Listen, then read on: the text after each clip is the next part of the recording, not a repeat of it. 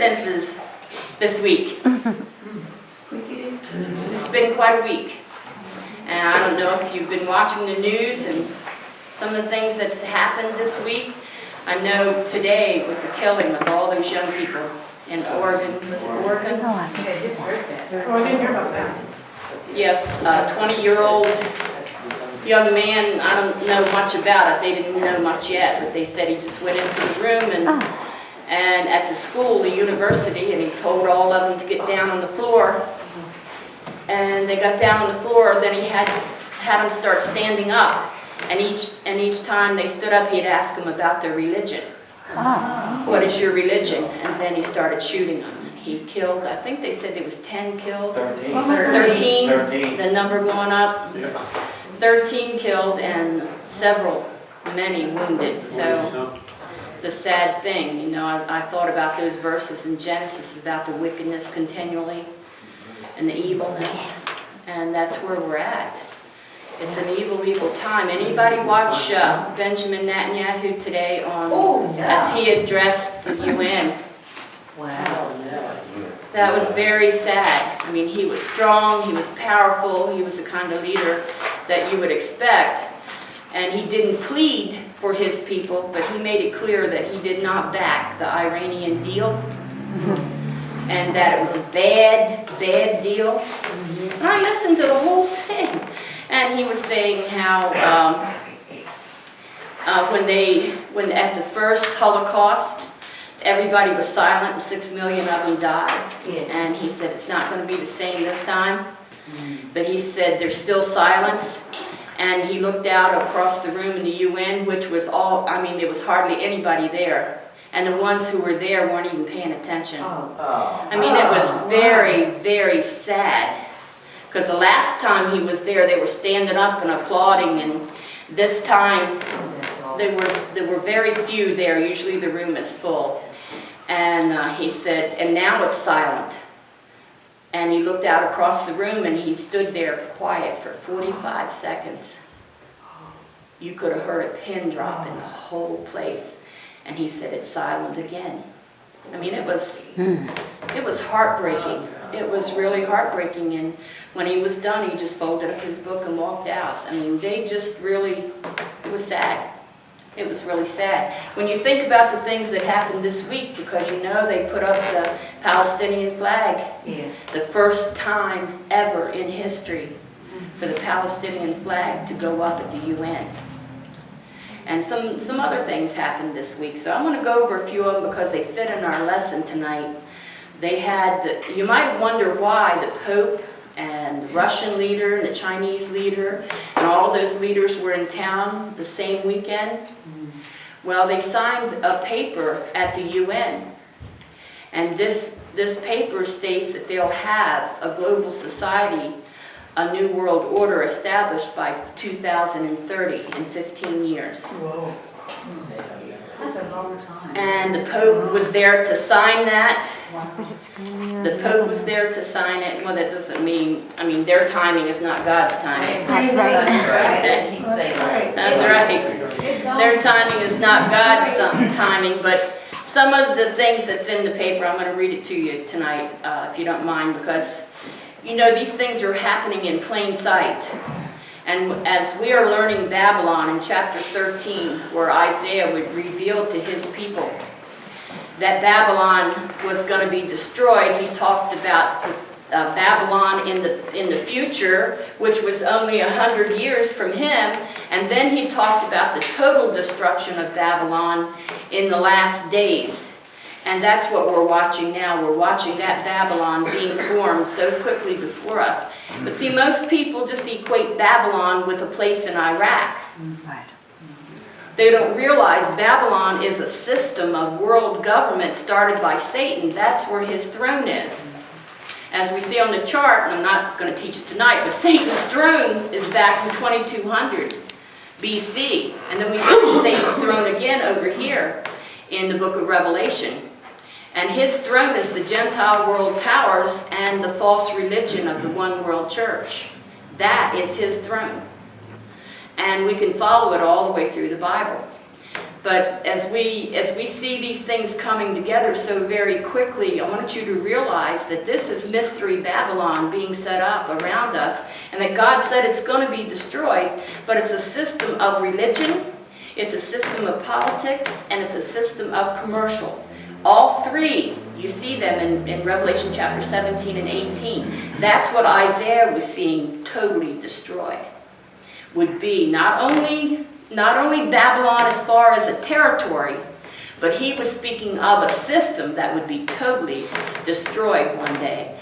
And we'll look at that as well. But just some of the things that happened this week, I don't believe in coincidence. And you know, your Bible is written in Hebrew and in Greek, and there is no word for coincidence in either one of those two languages. There's no word for that. And as I was telling Cindy here a little earlier, and some of you, that this storm, you know, we've been talking about Isaiah and the things that he told them. I mean, we went through the first 5 chapters, and I mean, he didn't pull back. He hit hard. And he told them, you know, that they were corrupt politically, they were corrupt spiritually, they were corrupt morally. There was no way on earth that they weren't corrupt.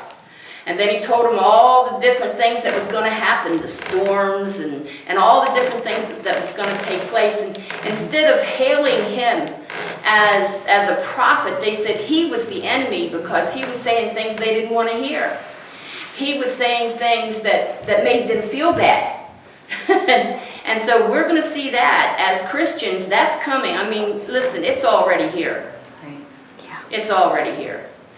And so some of the things that we're going to look at, this new system that's being set up actually isn't new. They keep calling it a new world order, a global society. And now with this new paper that they signed this week, they even have a different name for it. But this is one of Satan's strategies. He keeps changing the names.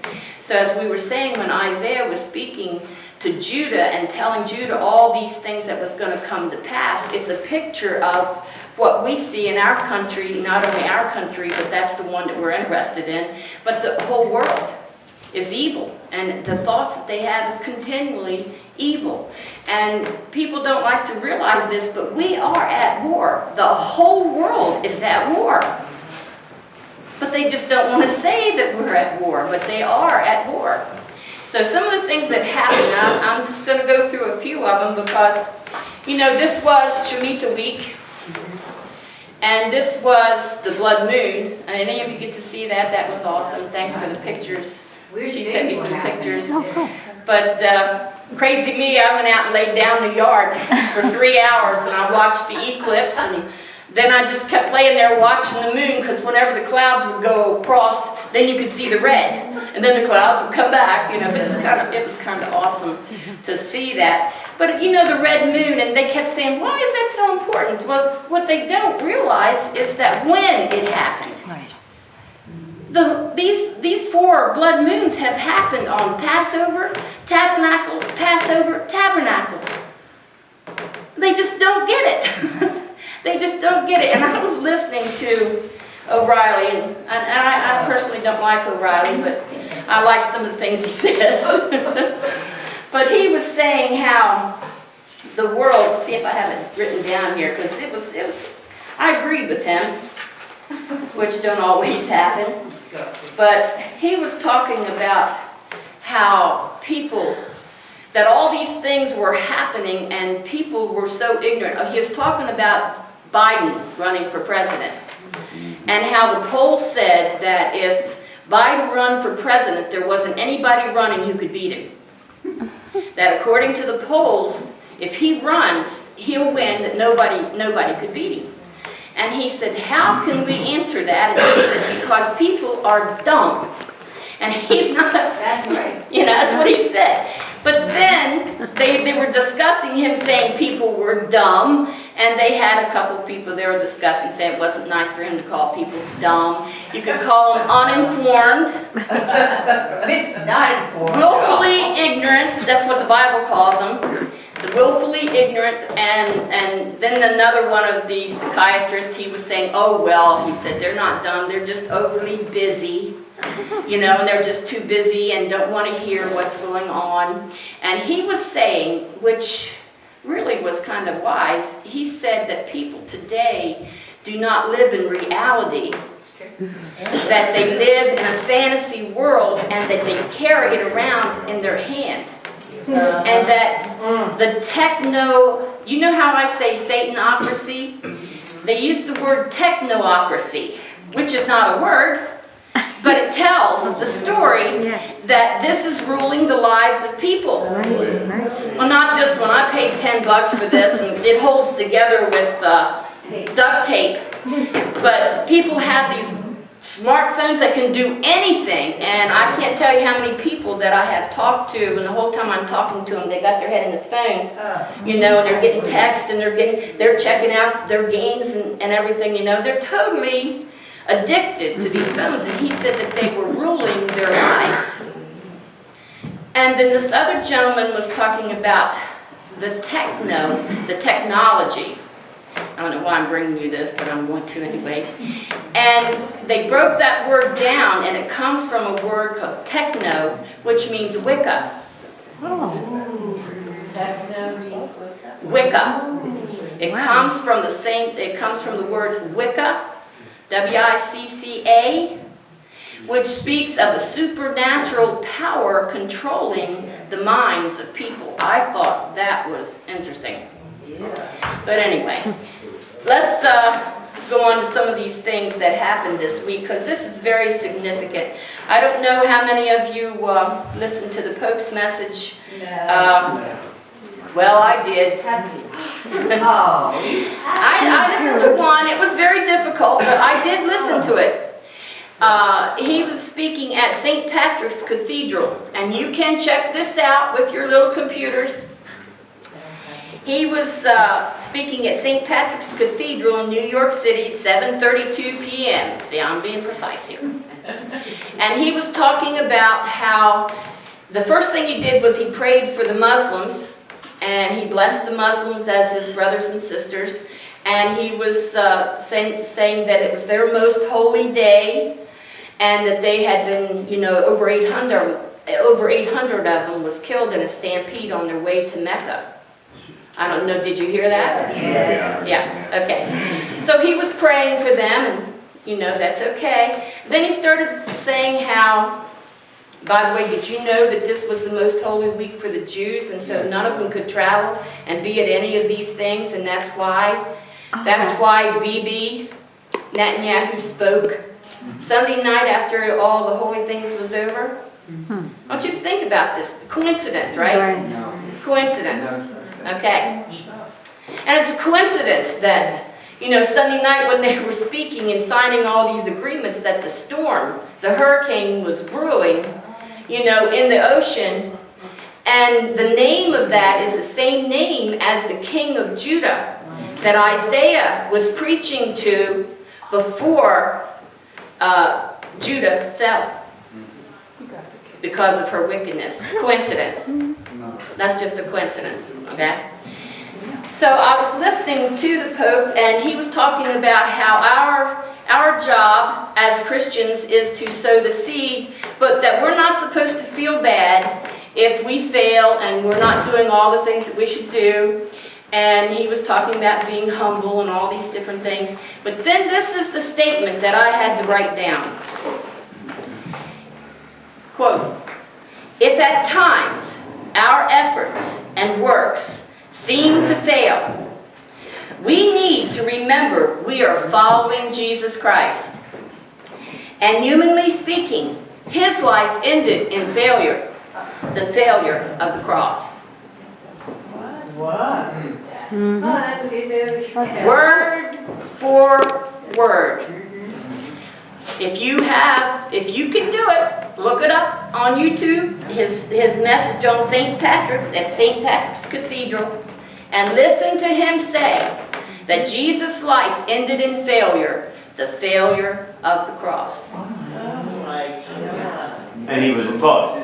And he was applauded. They were all just clapping and know what he said. right. So anyway, that's But you said human failure, could you differentiating? It was a. No, there's no way that there would be a failure And heresy. on the cross for any Christian or Catholic to say that Jesus failed on the cross. As far as I'm concerned, that's blasphemy. Because the Bible teaches us that shout, listen, when he said, "It is finished," tetelestai, that wasn't a cry of failure. That was a shout of victory. Amen. All right? That was a shout of victory. Nothing more, nothing less. And so to say that that was a failure, that his life ended in failure, and by the way, his life didn't end. Right. He went to, humanly his life ended, but he went to paradise. Amen. And then he came back. Okay? So he was victorious, but I just thought that was really sad, and well, as far as I'm concerned, it was blasphemy. So anyway, I want to, that's not what I wanted to share with you, so I'm going to share with you now what I wanted to share with you. These things all happened this week, and like I said, I don't believe in coincidence, and the only reason I'm sharing them with you is because we need to see things Satan has put out here in plain sight for us to see. We need to see this and connect it with what's going on in the world today. He didn't give us these signs and these warnings for us to stick our head in the sand. He wants us to connect the dots. Amen. And you can connect these dots all the way back and then all the way forward. Now you can tell I've been working on the chart all week. Because it's one big picture and one big story just told over and over and over again, but it's one story. And Satan's throne, he was sitting on his throne there at the UN this week when they met. It's not a coincidence that they had all those world leaders come over and talk with Obama, and for the Pope to come over and talk, because they had a paper that had to be signed by the world leaders. And they put out a list of the world leaders, and of course the Pope was his title was the Holy See. So they had The Holy See, okay? Now listen, let me read this to you. I'm not going to read all of it, so don't get worried. It said the United Nations 2030 Agenda endorsed by President Obama, Pope Francis, the UN General Assembly, brings the world one giant step closer to the true global governance. Okay? The UN document was approved Sunday in New York. Okay? All these things were happening over the most holy weekend, the most holy week for the Jews, and at the time of the blood moon. So Sunday they signed this. Now listen. It says the plan bypasses Congress, of course. The plan bypasses Congress and the legislators of the world's other 194 nations. It's just the chosen leaders who signed this. Okay? Yet the heads of state agreed to work towards implementation largely through secret trade deals and backroom bureaucratic rulemaking. Okay? Listen to what it says.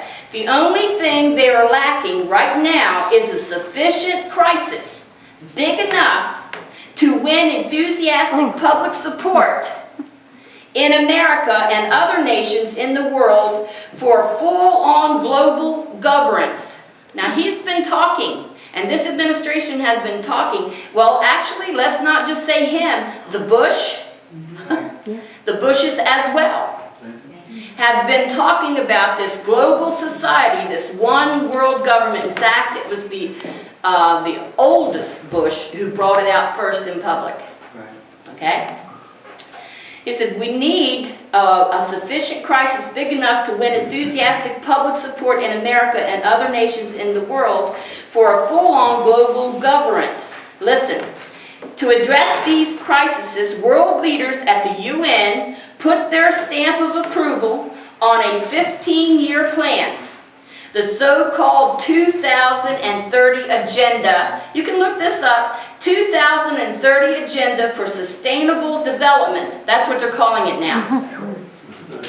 Mouthful, huh?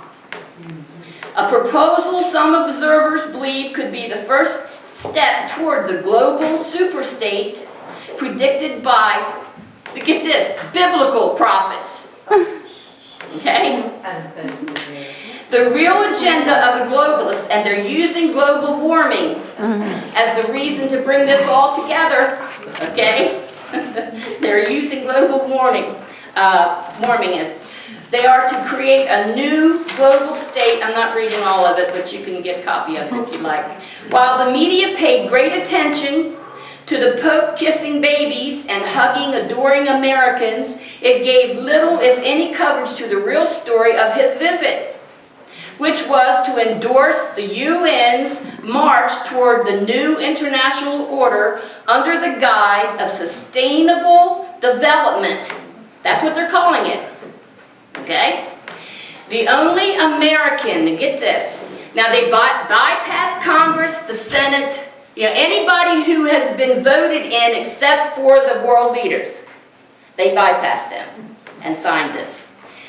The only American on this panel was John Podesta. He was the former top climate change advisor for Obama, and now he is chairman for Hillary Clinton's presidential campaign. Podesta is also a member of the Trilateral Commission, which you should really look up. Okay? And he is also founder of the George Soros, and you should look him up too. Okay? And because they are, and David Rockefeller, they are the ones who have been setting this, well, they have been setting this in back since 1970 to set up this new global order here in the United States. And if you're wondering, let me add this to you. If you're wondering why the universities are Muslim friendly and anti-Israel, do you ever wonder why? Because I did. And listen to this. Prince Talal of Saudi Arabia donated $20 million to Harvard, okay, to create an Islamic study program, and then he donated another $20 million to Georgetown. They are donating millions of dollars to the universities, okay, and even paying off some of the students' loans. And one loan that they paid off was going to hit you really good. It was Obama. Okay. This is public knowledge, but see, the public don't look it up. Now listen. He came to Harvard, this prince of Saudi Arabia, which, people think, oh, they're wonderful. Listen, they are not wonderful. They are evil, and they were backing up most of these terrorist groups. Okay? Listen, he came to Harvard to lecture us that we need to be more tolerant to Islam. This from a guy whose country makes it illegal to open a church or to be a Christian. That is the very picture of hypocrisy. Listen, Harvard committed fornication with him. I mean, this guy's talking biblical here. And this is why the universities, and this, he also adds, this is probably why Obama bowed to him, because all his debt was paid in full. Right. I want him to know there was another debt paid in full. That's what I was, yeah. Okay. But I just wanted to add that, because you need to know what's happening. And you need to see how Satan, he twists things. And he hides them in plain sight to where people look at that and say, no, that's no way that could be true. But then most of the time they don't want to hear it all. Why? Because they're living in a fantasy world. People are not living in reality. And a good dose of reality, people want to leave. Well, I'm not going to listen to her. She upsets me. You may wonder why some people come to this study and you never see them again. That is why. Yeah. Because they don't want to hear it. It makes them sad. It scares them. Right. It's too far over their head. They don't want to dig in. And it's not that they don't like me. I don't think they don't like me. It's just that they don't want to hear it. They do not want to hear the truth. And that's going to happen more and more and more. Because listen, Noah preached for 120 years and there was only 8 people on his boat. Think of that. 8. And when they went into Sodom and Gomorrah to bring out the Christian, they couldn't find 10 righteous people in all 5 cities. This is where we're at, people. This is the truth. Okay? And it's just people, and I can understand O'Reilly saying they're just dumb. Because you really, after a while, you get to wondering, what in the world is wrong with people? They don't want to hear it. They are living in a fantasy world. Reality. And it's right in plain sight. And I want you to see it because Isaiah, 66 chapters, and he kept telling people. And he said, this is what's going to happen to Babylon, this is what's going to happen to Iraq, this is what's going to happen to Iran, all the way through there. And we're watching it come together, but people are going, oh, that can't be. This is an old. That's, yeah, you could show them the verses. Oh, that's not what that means. Hidden in plain sight. Hidden in plain sight. Let me finish some of these and then we're going to go on with our lesson. This is what the Pope said. The Pope is fully on board with the UN plan to escort the world into global governance. And we know that because they want the one world church, the one world government. I'm seeing all the commercials now where they're saying, come home. We compiled the Bible. Excuse me. Ooh, Oh, yeah. really? That's right. Well, you know, if you tell a lie long enough, they just figure people will believe it after a while. Believe it themselves. He said, I would like all men and women, this is the Pope, I would like all men and women of goodwill in this great nation, he was addressing the UN, to support the efforts of the international community to protect the vulnerable in all our world and to stimulate integral and inclusive. I want you to notice all these adjectives they use that is speaking of a one world system. Okay? Inclusive, this is what he says. Models of development so that our brothers and sisters everywhere may know the blessing of peace and prosperity which God wills for all his children. What they're saying is we want to redistribute the wealth. Okay? And you probably heard Obama say that for I don't know how long, ever since he could breathe.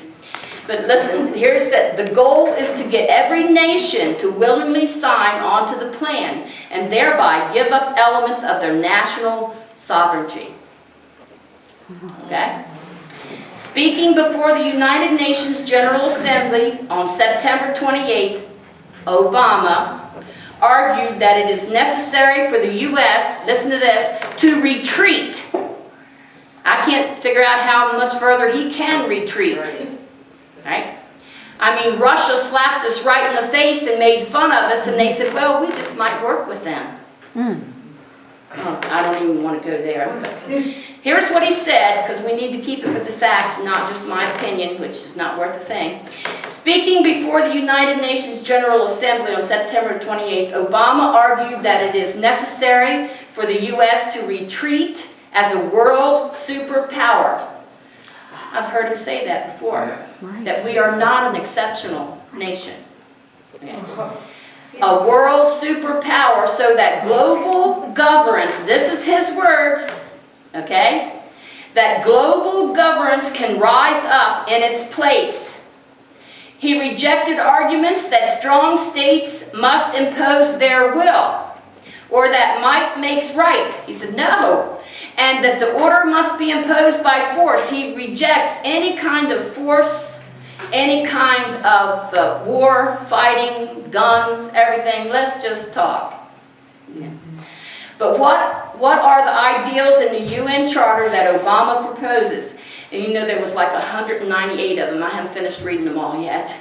But they're all to set up this one world system, and they claim, after they've signed it, that this will be set up by 2030, all the way across the world. But the one thing that they need is some terrible thing to happen to get everybody on board. Can you imagine leaders sit around and talk, well, we need some terrible, devastating thing to happen Financial to bring collapse. everybody on board, and their first thing was financial collapse. Financial collapse will Yes. do it, that will do it. Right. Malton warned, this is another exclusive columnist, McGuire and Malkin, warned on October 14th that the true agenda of the UN Climate Treaty and the Agenda 21 is to create an all-powerful world government to transfer wealth from Western nations to the third world nations through the force of new UN-sponsored international laws. One of the ways to do this redistribution, well, you know what I'm saying, is by allowing, listen, third world refugees to migrate freely into industrialized nations of the West and flood them. Oh, This was written October 14, 2009, when he told them this is what was going to happen, and that this is what the UN was going to use to gain control. He said, but they're Muslims. Listen, Babylon, that last Babylon, they were not Romans to begin with, okay? And so by the time the Roman Empire was brought to pass, what was in the Roman Empire? Media Persia, which are what? Muslim. Babylon, which is Iraq. Right. Most of them were Muslim. And he said, Mystery Babylon is a consummation of all of them together, and that's why God said it's a beast unlike any other beast.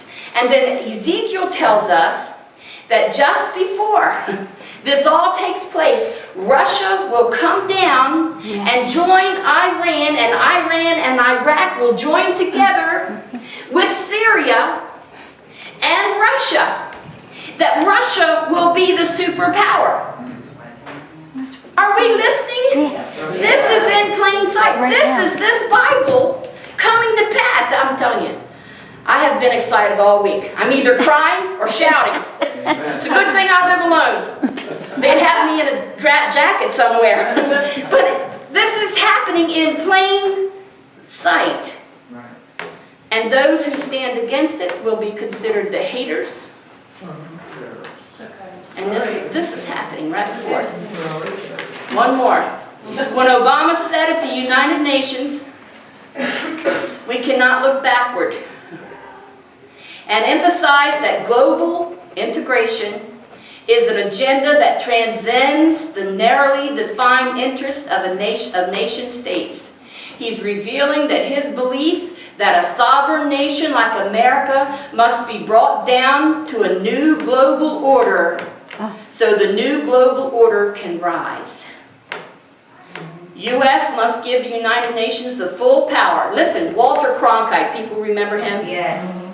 He was considered the most trusted man in America. In 1999, this is what he said: the U.S. must give the United Nations the full power of a world government and both a police and military to enforce its international laws. Cronkite also said that America must give up its sovereignty for this UN world government to take over. And that was back in 1999. This is in plain sight. Yeah. This is the Babylon of the last days coming to pass, and it's coming to pass at the UN. People say that's part of the United States. Listen, it's not part of the United States. Rockefeller gave it to them. Why? His goal was to set up a one world order. And they were all, and you know, I remember when I was studying some of this years ago, especially some of these societies, and they kept saying, oh no, that's just a theory. That's not true. The Rhodes Scholars aren't taught that they need to set up a one world system. Do you people have encyclopedias? I mean, just check that out. He set up that school with unending funds. There's no end to the money that they can get to train presidents, world leaders, to work together to set up a one world system, which they call the Holy Roman Empire.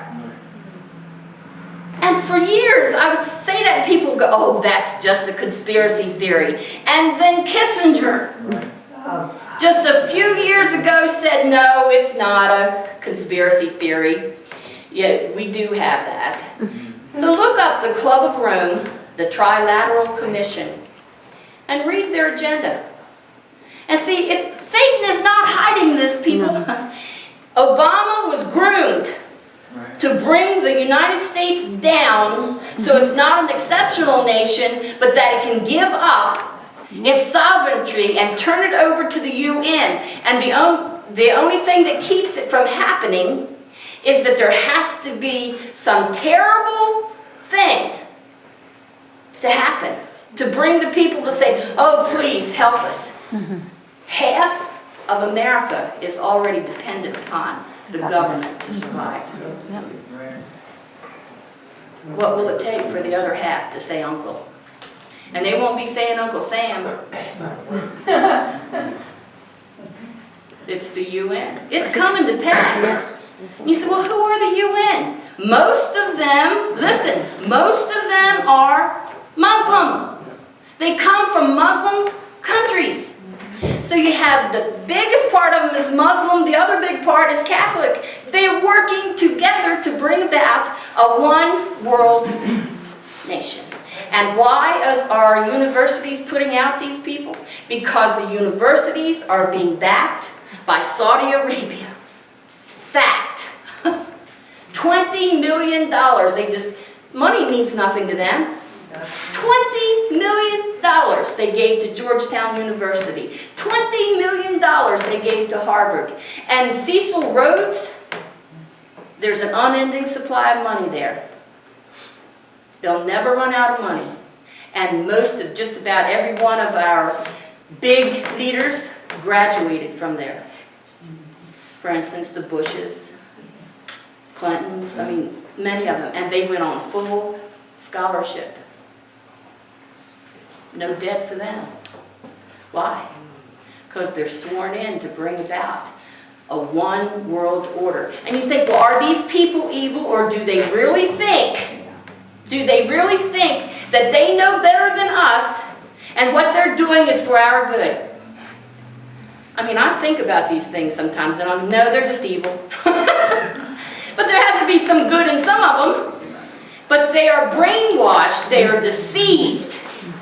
They are deceived. And that's what's happening with just a mass, it's almost like a mass hypnosis across the world. They're not living in reality. And when you tell them reality, they just don't want to hear it. I mean, I thank God for you guys. I don't know how many of you will be back next week, but I thank God for you that you are actually sitting here listening to the truth. Because a lot of people would be running out the door. Of course, don't trip over the dog going out. This is where we're at. This is really happening.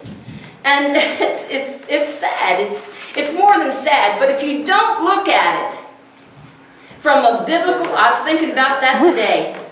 Wow, if I didn't know this book, if I didn't know my Lord, I would be scared to death. And that's why people don't watch it and don't listen to it, because it scares them. Because they don't know this book, they don't know the Lord, they don't know God said these things is going to happen. They don't know it's a sign that Jesus is coming to rescue us and take us out of here. They just don't know that. That's why they don't want to hear it. And of course it is true that people are so bogged down in so much drama and so much pain and suffering. And I mean, Satan really, I mean, this is his world. You know that, don't you? This Gentile world power, this system that we're living under is his. Until the Lord comes back, throws him in a pit, you know, and burns it all up. Jesus is coming. The Palestinian flag flies over the UN. Palestinian flag is raised at the UN headquarters on September 30th. Isn't this something? All of this happening during the blood moon. I bet Jonathan Kahn is up at night climbing the walls. Yeah, I need to see him. Wednesday's announcement. Well, listen, when they put up the flag, and I saw this on the news, when they put up the flag, the Palestinian leader, Mahmoud Abbas, and you know, people are looking at him like, oh, do you know who he is? He's the replacement for Arafat, Right. for the PLO. They just changed the name to make it look better. He is the one who took over when the other one died, when Arafat died. And they just changed the name to make it look better. This is the way Satan is doing it. You know, it really takes some time to unpeel it and see, whoa, wait a minute, there it is. Satan's strategy. Change the name, cover it up, call it something good. But listen what he said. Wednesday's announcement, the Palestinian leader Mahmoud Abbas, that the Palestinians will no longer abide by the Oslo Accords and the raising of the flag of Palestine for the first time over the United Nations in New York could be the sign for the future of the peace in the Middle East. Now, when they talk about the peace in the Middle East, what they're talking about is the total destruction of Israel Right. and all the land given to the Palestinians. Too bad. The Palestinians, of course, they were named the land of Palestine by the Romans because the Romans wanted to totally erase any history of Israel ever being in that land. Okay, so they called it the land of Palestine, which actually meant the Philistines, who were the enemy of Israel forever. You might remember a man by the name of Goliath. Okay? So listen, and it comes about a month after, now let's connect the dots. A month ago, Pope Francis and the Vatican recognized the state of Palestine and signed that treaty with them. Remember? Yes. A month ago. Yeah. And now in this week of the most holy days of Israel, they raised the Palestinian flag, saying that the United Nations is going to recognize Palestine as a state and demand that Israel, now, you know where Isaiah says they call good for evil and evil good? Now think about this. They opened up the doors to Cuba. They're giving back all the money, billions and billions of dollars, okay? Cuba is demanding that all the sanctions that was put against them be paid back before they agreed to be our friend. Are you listening to the news? All right. That's what they're saying. Now, good, calling good evil and evil good. Iran. They're lifting the sanctions on Iran. They've already gave them several $1 billion. Iran sent soldiers into Syria, and so did Russia send troops into Syria. And who are they fighting? ISIS? No, they're fighting the Syrian fighters that we trained and taking the weapons that we gave them. The fighters, yeah. And now Iraq has joined them. That's Ezekiel chapter 38. Thanks to Obama. It's coming together. It's coming together. So they're lifting the sanctions. Go back to my thought. Replacing evil with good and good for evil. They're removing the sanctions on the evil.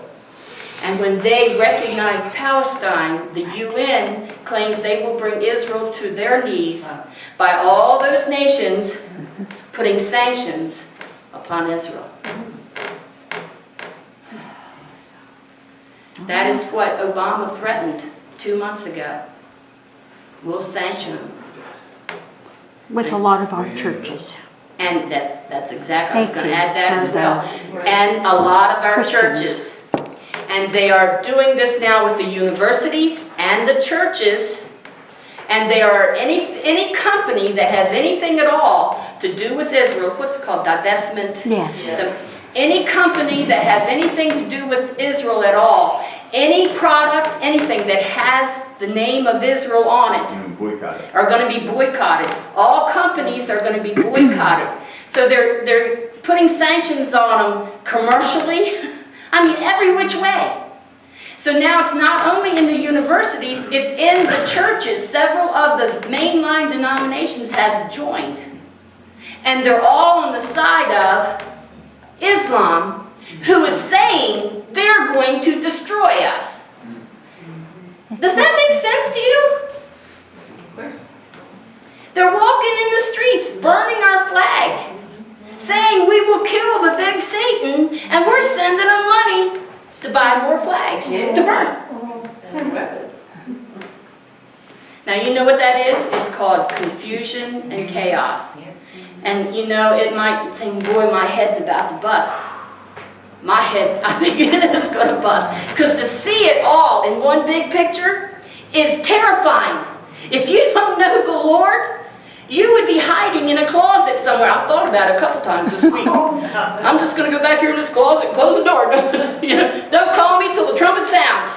But it's all falling in place, and we need to tell people. But let me tell you, they're going to think you're nuts. And you can show them this book, where it's at. And it's, well, I just don't believe that. Well, read it. I know, but I don't believe it. I know what it says, but no, I don't believe that. That's not what that means. Do you really think God means that? Why, yeah. And what was the first lie that caused the fall of all mankind? Did God really mean that? Did he really, is that what he meant? You see where we're at? Boy, can you put that together? Yes. You know, my purpose on earth is to whet the appetite. This is what God has called me to do. I don't know why me, but he has. To whet the appetite of people, to show them what's in this book. What's in this book. And what I desire, well, I want to finish my course, but what I desire is for those of you who've been in the class for so long to be able to see the whole picture. Yes. Do you see it falling in place? You can trace Satan's throne. You can understand why all these things are happening in the world. You can read the prophets and tell you it falls right in place. We're just waiting for the rapture, and it could happen tonight. Listen, let me finish reading this and we're going to go. It comes about a month after Pope Francis and the Vatican recognized the state of Palestine. At the same moment the flag was raised, Mohammed Abbas, president of the Palestinian Authority, told the world, and I did hear him say this, that the Oslo Accord peace agreement was now dead, and the Palestinians would no longer be bound by any of the accords or any of the treaties that they had signed. Do you have any idea how much money Saudi Arabia gave President Carter? Big bucks. And he is the most anti-Semitic president we've ever had till this one got in office. Listen. All security agreements with Israel are now annulled. He called on Palestinians to resist Israel in any way. All of these things will tend toward conflict and possible war. We should pray for peace in Jerusalem. I mean, the Bible tells us in Psalms 122, verse 6, pray for the peace of Jerusalem. They're headed for a second Holocaust. I don't know how much of this we're going to see, but I know this. Jesus is coming. And how much we have to go through, I don't know. But see, we're not his little pets. If he chastened Judah and Israel the way he did for the same things that we're doing, what makes us think? I mean, you look at the church all over the world and how they're being persecuted, especially in the Middle East. And you know, to sign an agreement with Iran, while we have pastors over there in prisons who are being tortured and tortured and tortured, something wrong with that, people. And there's no way to explain it because it is confusion, it is Babel, it is Satan's throne. Amen. Understand? Yes.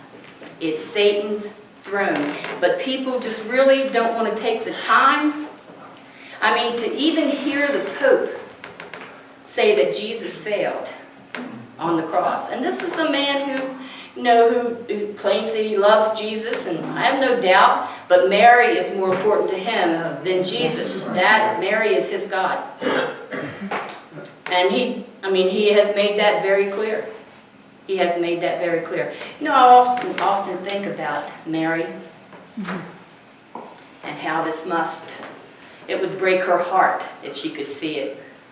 But listen, she don't see it. You tell people, oh, they're going to watch over you. They don't watch you after they're gone. They don't give you a thought. All they're thinking about is glory and heaven and Jesus and all the people in heaven. They don't watch over us. They say, oh, but I read in Hebrews we're a cloud of witnesses. That doesn't mean they're watching us. That means that God listed them as witnesses to show us it can be done. Right. But we need to stand. But people say, oh no, they're witnesses, they're watching us. No, they're not watching us. How could heaven be heaven if they were watching us? That's right. That's true.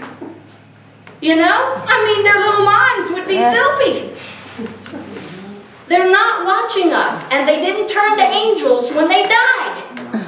But see, all of these people would rather believe that stuff than to believe the truth. That cloud of witnesses that God listed there in Hebrews was to show us that it can be done, and this is the way to do it, that we need to stand. When you think of Isaiah, what God told him, and told him there'd be no fruit. Not at that time. There'd be no fruit. But you preach as though people are going to come, because I want them to stand before me without excuse. Put it all out there in front of them. Yeah, they're going to call you a hater. They're going to say it's all your fault. And that's exactly what they did. But then Isaiah, the only history that I can find is that he was sawed in pieces. He was placed in a hollow tree and then sawed to pieces with a saw. And that's why it says in Hebrews that we're not even worthy of them. We're not even worthy of them. Wow. Boy, it's happening, and it's happening so fast. I remember Cindy, she sent me a couple emails this week. She said, it is here. It's here. And see, that's because she knows what's going to happen. Jesus is coming. But if you don't look at it from a biblical perspective, you are going to be terrified. Or you're going to run out of here and not want to hear it anymore. That's why it's so important to look at the world through a biblical perspective, and that's why he gave us this book. So we see with Isaiah, he was telling us over and over again. Here's that word